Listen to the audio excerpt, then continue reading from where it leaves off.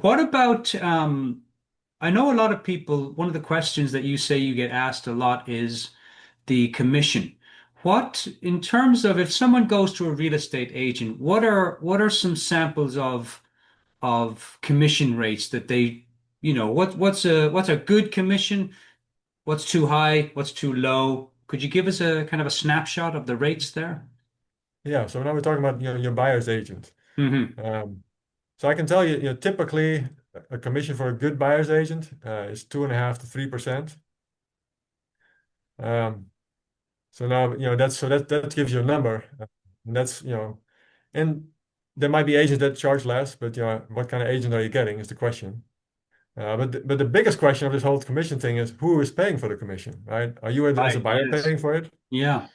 Now the rules changed in 2024. The rules have changed about commissions, and so now it is you as a buyer are now technically responsible for paying your agent.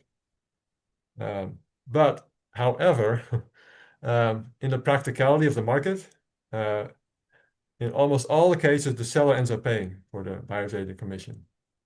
And so why is that?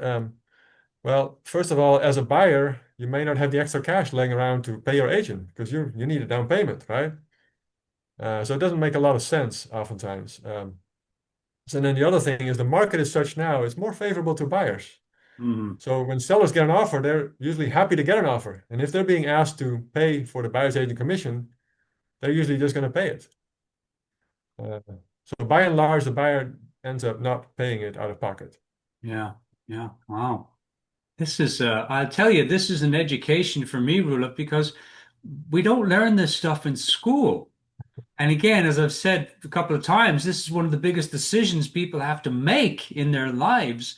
And yet there's where are you going to learn this stuff? So I really appreciate you coming on the show today and talking about this because it's a big question.